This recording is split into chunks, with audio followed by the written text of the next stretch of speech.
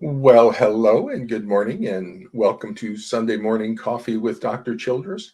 Um, Look at the size of this coffee mug today. This is a Dr. Childress size coffee mug, just in case you're wondering about coffee. Uh, I was thinking, um, I'm hoping that someday they discover some health benefits to coffee, because if they do, yay. If it's longevity, I'm going to be like Methuselah or something, because I don't drink cups of coffee. It's more like pots of coffee a day. So, welcome to Sunday Morning Coffee with Dr. Childress. I'm in a little valley right now, between completing work for the APA convention there in Seattle. It's coming this week, and then not having anything to do for the coming Seattle convention yet. Things are about to become very active, but it's the Sunday before they become very active. And all of this has been all of my planning beforehand, and then all of my work after has been kind of focused on this as the transitional day. Everything has to be done by Sunday, and then Sunday a new kind of experience starts. So I'm just going to take some time this morning and talk about things that interest me about the APA coming to Seattle.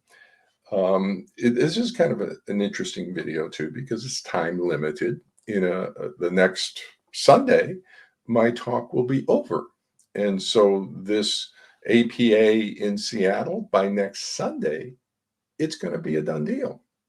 But some of the stuff I'll be talking about today is the stuff that kind of interests me, that kind of continue on and um, create ripples, basically, of events. So this Sunday, I'll be talking. APA is coming to Seattle. Now, I don't travel.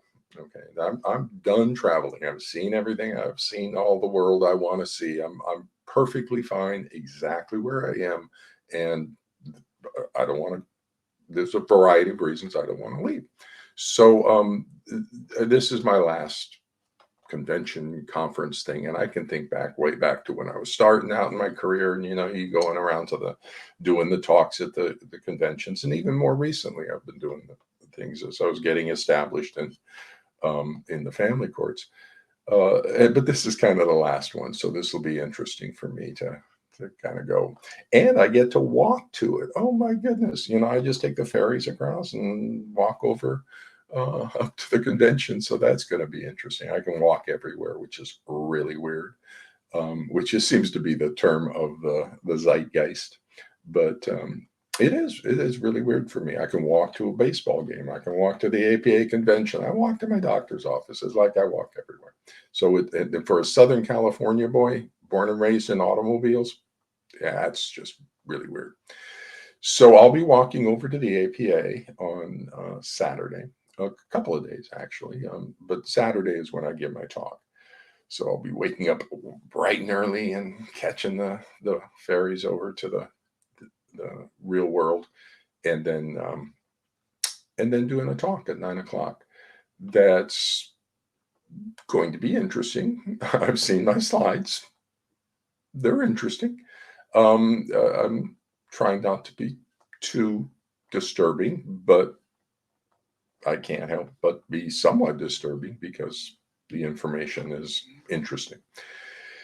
So, and then I have two posters there as well. Melanie Greenham, she's coming up, and she put together and the submissions and put together both the articles and then the poster presentations on this. And one of them was with the Dorsey data. So Dorsey's on one of those poster presentations as an author on the data, and I like that data because it's my associated clinical signs data, the ACS. We looked at it in Dorsey's custody resolution method. We had 46 families who were involved in court-involved custody conflict. And we looked at for the 12 ACS, the 12 associated clinical signs that I said are often present. And sure enough, they are often present. Everybody had at least 5 or more. 45 of the 46 families had, I think, eight or more of the 12 ACS. That's a lot. And what I see those as, the associated clinical signs, those are like baseball analogy. Those are like calling my home run to left field. I'm pointing out to left field and say, I'm going to hit the home run out to left field here. And I'm going to hit it in section 203, row 15, seat 12 in the cup holder. Okay, that's how specific, like things like saying use of the word forced. I am predicting a particular word will be used, forced or fake. That one. Oh, my parents being so fake. That in that situation, or a liar. That ACS. I'm predicting specific words and specific sentences. We should let the child decide on custody. That's ACS too, and sure enough. Boom. And that is science. Science, you develop a model, a predictive, and then you make a prediction based on your model. Then you collect the data and see if that prediction, and if the prediction of your model works, then your model is accurate, which the 12 ACS absolutely shows. So we've not only got the article coming on ResearchGate, but now the APA poster on the same thing of my ACS data. Yay. And proves that an attachment-based model of parental alienation foundations, okay, the Greenham Childress Bruder data proves that's an accurate model. I knew it ahead of time. Everybody should, but that's wonderful. So I got an APA presentation, all this APA stuff coming on this week that will be so exciting to do. And then Melanie's coming up, and we'll have stuff to do. And I'm planning to do a video on Friday. So another person's coming in from out of town. Sit down with Melanie, and I want to just do a conversation, Melanie and Greenham and I, on the issues in the family courts. She takes a more, she's on the public health domain. I'm a clinical psychologist. And so we have different perspectives on the same issue. So we're both in the same physical location. I thought it'd be good to have a conversation. We'll have that conversation. It'll be filmed up, and it'll get to YouTube later.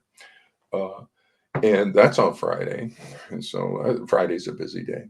And then Saturday we have that stuff. And there's a couple of seminars I want to check out as I get in there. But today's Sunday.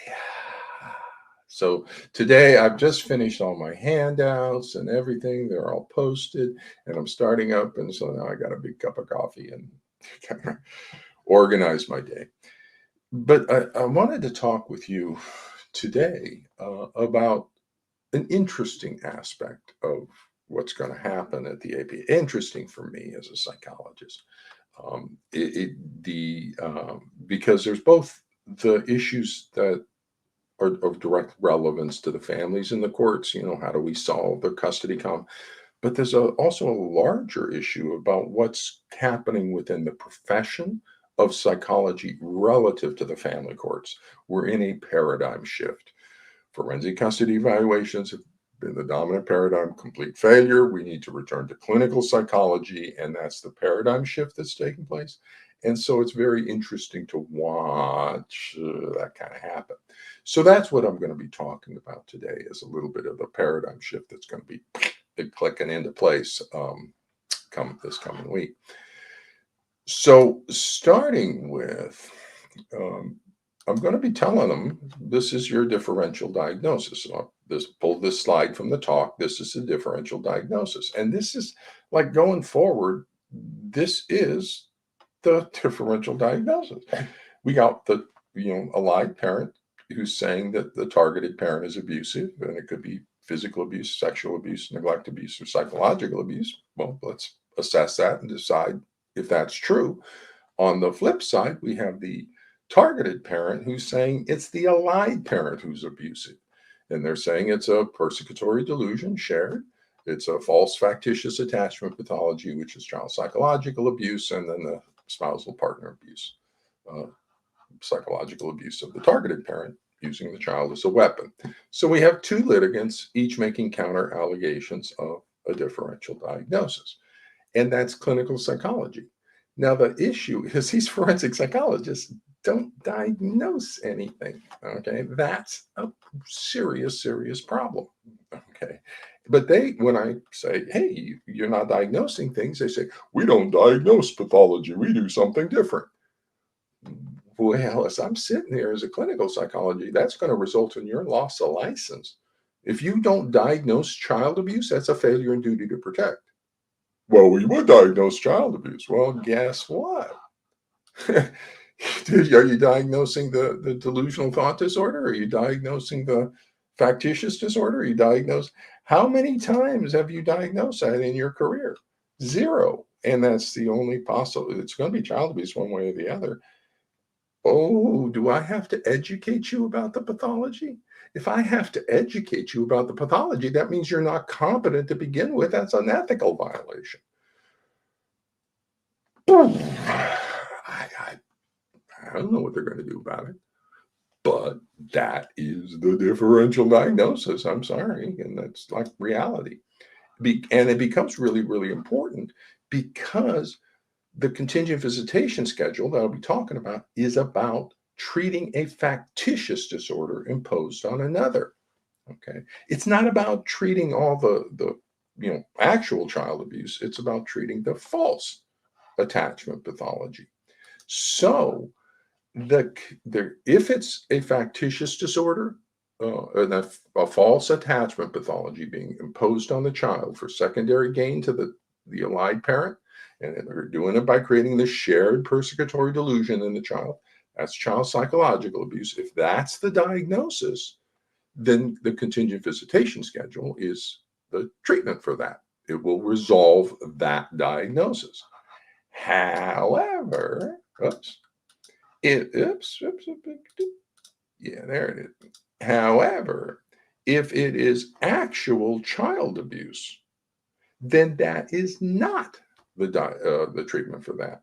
So it is exactly the wrong thing to do if it's authentic child abuse, and it is the right thing to do if it's false attachment pathology, if it's the child psychological abuse by the allied parent. So then the question becomes, what is your diagnosis? And that's just part and parcel of talking about the contingent visitation schedule, because it's diagnosis guides treatment. Oh my gosh, I shouldn't have to educate a doctor about that, should I? So diagnosis guides treatment. This is not the treatment for authentic child abuse. This is the treatment for the false factitious attachment pathology, the child's psychological child abuse. Okay. Now, you do diagnose the child abuse, don't you? Because the only thing that causes severe attachment pathology is child abuse, one way or the other. So in all of your cases, you should be returning a diagnosis of child abuse one way or the other, right? So what we'll be talking about today is when you return the diagnosis of FDIA, which you do, right? And no, they don't. They don't diagnose pathology. They don't even know how to diagnose the delusional thought disorder or anything. And they don't even actually know it is a delusional thought disorder and a factitious disorder. So, oh my gosh, I have to educate them about what the pathology is in order to have a professional level discussion with them about that. Oh, that's just because I would suspect that's extraordinarily embarrassing for them. I remember back in my day, when I'm working schizophrenia with Dr. Nectarline, and we're going to the APA to present some research about schizophrenia, we don't have to educate the doctors in the room about what schizophrenia is. They kind of already know. Or when I was working with Jim Swanson on ADHD and preschoolers and stuff, and we would be going to the APA doing something on ADHD in preschoolers. We didn't have to educate the doctors in the room about what ADHD was. Or if you're doing the talk on autism, you don't have to educate the doctors about autism or eating disorder. The doctors know what the pathologies are. But here in the talk today, or next Saturday, I'm going to need to educate the doctors about what the pathology is, but I'm not going to do that. Okay, so that's not the point of the talk. My talk is not to educate them about what they should already know. I'm talking about treatments, a contingent visitation schedule and that's a treatment for the factitious attachment pathology, the child psychological abuse by the alive parent, that they don't diagnose, which is like failure and duty to protect. And so I don't know what they're going to do with that information. It's like Google ignorance, lack of knowledge or information. So if I have to educate them about then they are ignorant by definition of the English language. And that's kind of embarrassing for them, I would suspect. But I don't know. But that also means that they're incompetent, they're ignorant, they don't know that 2.01's ethical violation. If you have to be educated about the pathology, that's a violation 2.01.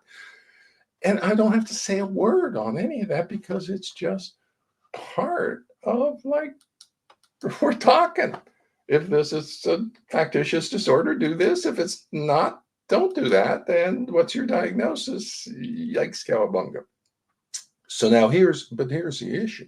Here's the interesting issue. That's just like openers. Okay. Here's the interesting issue. There is now a conflict of interest within forensic psychology.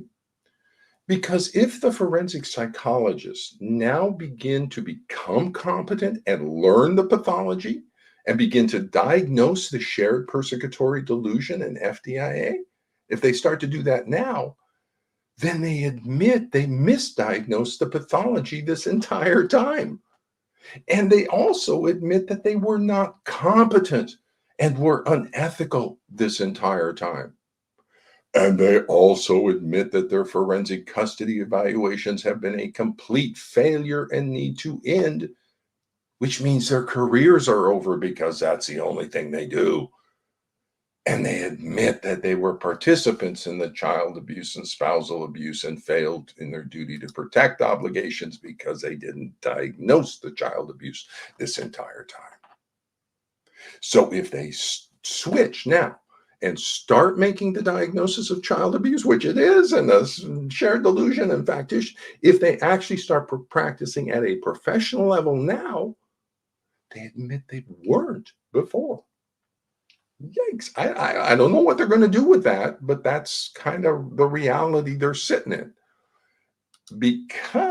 And if they start doing the right thing and start diagnosing the child abuse and start practicing at a professional level, start applying actual real knowledge instead of euphemisms of made up pathology labels, if they do that, then they admit they were ignorant, lack of knowledge or information, because they had to learn what the pathology was that they didn't know before.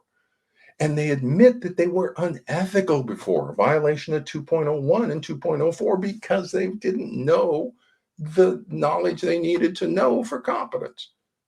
And they admit that they were incompetence, that they were failed to do something successfully. And negligent incompetence, did they fail to take proper care and fail it? And then they admit that they were participating in the child and spousal abuse because of their failure and duty to protect obligations. Yikes.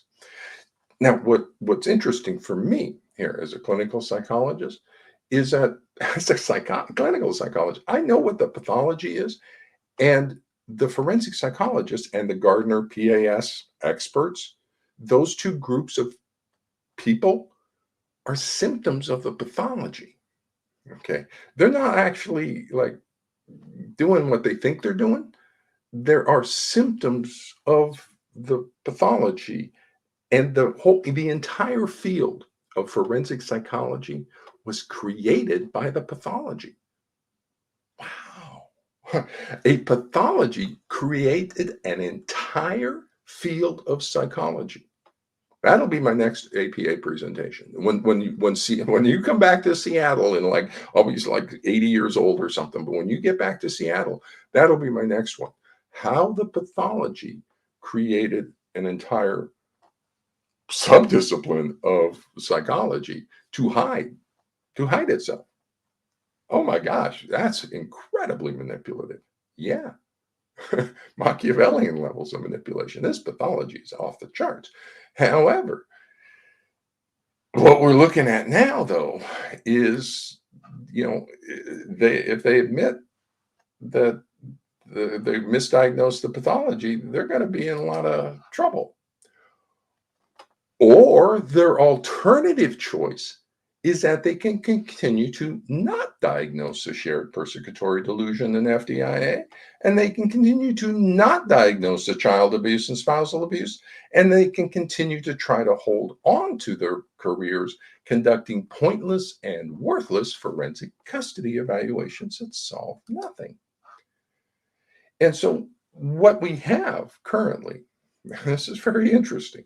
What we have currently is a group of psychologists who are disabling the mental health system response. And I will assert that there are forensic psychologists with names who are intentionally disabling the mental health system response to the pathology in the family courts, its diagnosis and treatment for their own financial and career status gain. Because the moment they do acknowledge that, their careers are over because they do forensic custody evaluations and they admit that they misdiagnosed it the entire time, and they admit that that the forensic custody evaluations are a failed approach, and that's the only thing they do. So they don't want to return to clinical diagnostic assessments. Well, would accurately diagnose a pathology and accurately diagnose a child abuse and spousal abuse and get it treated, because then their careers are over and they're shamed because of their unethical and problematic practice before. Now, I identify at this point, I say there are forensic psychologists with names. I know who they are. I've been here 10 years. Okay, I know who they. Now, I can name them. You can find them. Just look at the top echelon of forensic psychologists. Whoever is at the top, they're the ones who are disabling it, because they're the decision makers. If they switch and say, we're going to do clinical diagnostic assessments and offer those to the courts, then that's what happens. But they don't. They say, we're going to give the courts only our forensic custody evaluations. We're not going to do clinical diagnostic assessments because we don't know how to do them, and because I would admit that we didn't do it all the time. And oh my goodness. So it's easy to identify them. I just want to point out, though, I did that with this, the petition to the APA. So I identified the ethical violations and remedies and stuff, and hand delivered this into the APA, signed by 20,000 parents. Now, everybody thinks, oh, I'm trying to be some sort of advocate and get the APA to do something back in 2018. No. Yes, but I knew that kind of weren't. I knew they're going to send it off to the people who are disabling the mental health system response. Okay. So whoever the APA gave this to are the people with names who are disabling the mental health system response. Because here we have a description of the ethical violations, of the competence violations. So what did they do about it? Whoever you gave this to, what did they do about it? The ethical violations. They are the ones who are disabling the mental health system response. So now that's easy peasy. Just find out who you gave it to. So now I'm presenting at the APA. If the APA wants to know, how did things get so bad? Who'd you give this to? And you'll find out by name, because they're the ones who didn't do anything, and they have obligations under 1.04 and 1.05. This is my 1.05 response. I'm doing my ethical mandatory obligation standard 1.05. I notified people. So what did they do? So that's going to be an interesting question. Oh my goodness!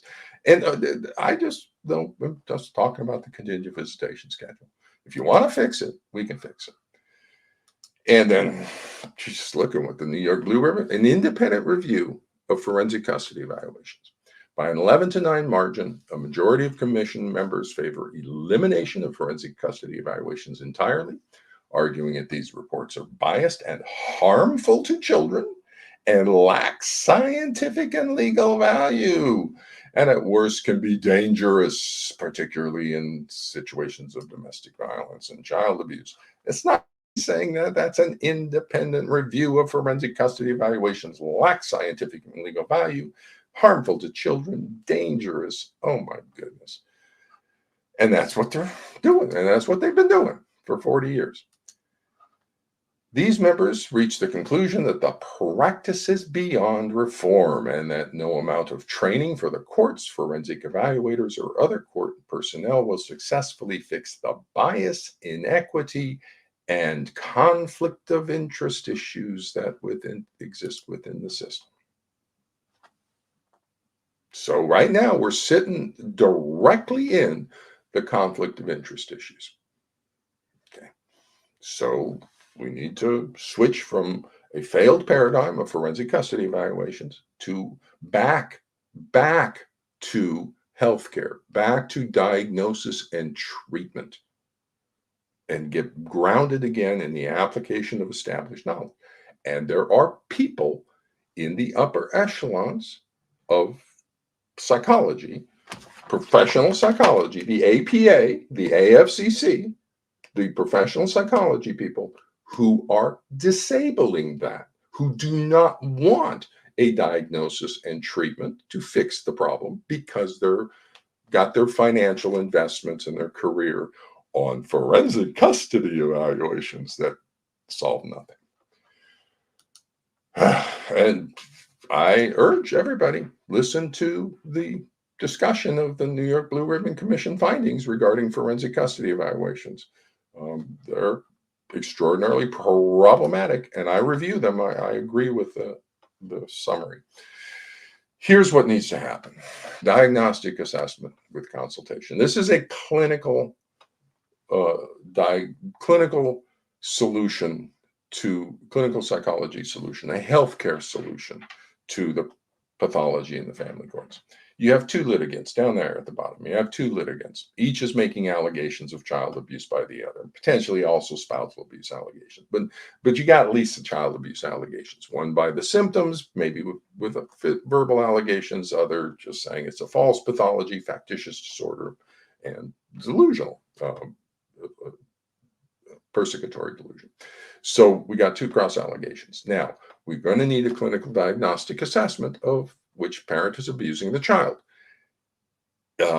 This is going to be a disputed diagnosis. I mean, bring that up, make that point very, very clear. This will be a disputed diagnosis because it's going into the legal system. We know that. The appellate system for a disputed diagnosis is second opinion. So let's get the second opinion right at the start rather than delaying. It could be possible child abuse. We can do a second opinion with telehealth. We do second opinions all the time in healthcare. That's just standard because it improves the quality of services delivered. That's why we do it. So this is a healthcare clinical psychology solution to what you have in the family courts. So you have two litigants. You're going up to let each one of them appoint a second opinion consultant in telehealth. You just log in the computer and you can be there. And then that diagnosis and treatment plan goes back for the court's decisions and then also moves out into the treatment plan. So what this looks like is this. Okay, that's the whole structure of things. This is not a proposal by Dr. Childress. This is how healthcare would handle your pathology in the family courts.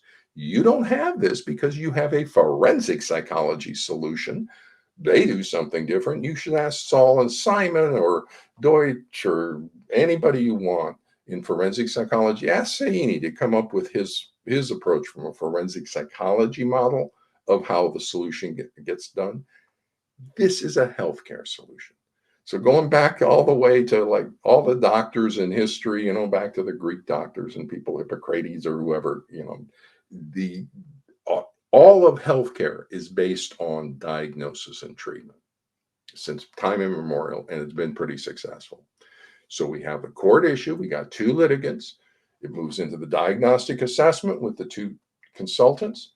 Then that diagnosis feeds back into the court system for the court's decision making, but it also feeds forward into the treatment because we always land on treatment, which is a major failure of the forensic psychologists, is they don't treat anything. They landed on the custody decision.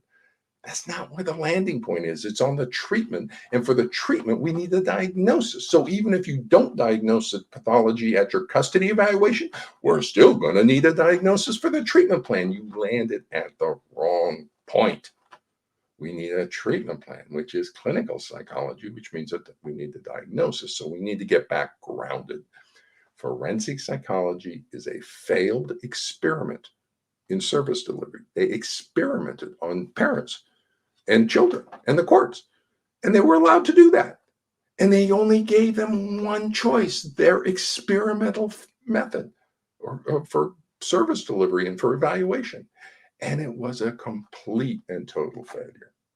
And as a result, the lives of thousands and thousands of children and parents were irrevocably destroyed because of their failed experiment. We need to get back to clinical psychology. We need to get back to diagnosis and treatment. Okay? We need to move this into fixing things. It is always in the child's best interest to fix the problem in the family. It is always in the child's best interest to restore bonds of loving affection between the child and parents. So let's do that. Let's just fix the problem, whatever the problem is. Let's get an accurate diagnosis. Is it authentic child abuse, authentic attachment pathology by the targeted parent? Well, then let's fix that and then fix the bond. Or is it a false, factitious attachment pathology being imposed on the child by the pathological, narcissistic, borderline, dark, allied parent? If that's the case, then let's fix that. But we need the diagnosis, and they're not giving us a diagnosis, which is just extraordinarily problematic for them. So what you're looking at right there is the solution to your issues. So as soon as you want to solve your problem, you can solve it. But that's going to involve some very uncomfortable admissions regarding what has been happening and your failures prior to this. And so if you're not willing to kind of face up to accountability and responsibility, and if you're looking to cover up what happened in the family courts, then you're going to continue to participate in the spousal and child abuse until you don't want to do that anymore, until you want to stop the child abuse and stop the spousal abuse in the family courts. The moment you want to do that, it's easy peasy. Diagnosis guides treatment. Get a clinical diagnosis. Oh, you don't know how to do that. Well, you need to get educated on that, which means you need to admit that you were not educated before, that you were incompetent before, that you were unethical before. And that's your conflict of interest issues. So that is a very interesting situation that just kind of ripples out. And I don't necessarily need to do anything about that because I know what the pathology is. I know what the solution for it is. It's them that don't know. Them that don't know what the diagnosis is. And it's so complex and confusing. No, it's not. It's very simple. Well, it's so hard to treat. No, it's not. It's very simple. It's just you're incompetent. It's not a big issue. There's only two reasons for failed treatment. Either misdiagnosis, you misdiagnose and you're treating cancer with insulin, or you're not competent in the delivery of the treatment for that diagnosis. Because if you have an accurate diagnosis and you're competent in delivering the treatment, it's going to be fixed. So either one or both. Either you've misdiagnosed the pathology, you're not competent, or maybe both. I would suggest both. Okay. But I'm not incompetent. I know what the pathology is. I know how to fix it. So you can either fix it or not and continue the child abuse and spousal abuse. And this is a motivational pathology. It's in the attachment system. It's motivation. Forensic psychologists were captivated. They're part of the pathology. Gardner PAS experts, they're the they're part of the pathology. They're both of those are allies to hide the child abuse. The forensic psychologists hide it from or disable the mental health system response. That's their role. And the Gardnerian PAS people hide the child abuse behind their made-up pathology labels. So they're both coordinated parts of the pathology in the family courts, created by a narcissistic borderline dark manipulation pathology. Holy cow, the forensic psychologists are part of a pathology and they don't even know that. Clinical psychologist in Wonderland. So with that, I'm going to head off to my relaxing Sunday before everything starts to become so interesting. Curiouser and curiouser as I fall down a new rabbit hole, it appears. So with that, I'm going to head off to my Sunday and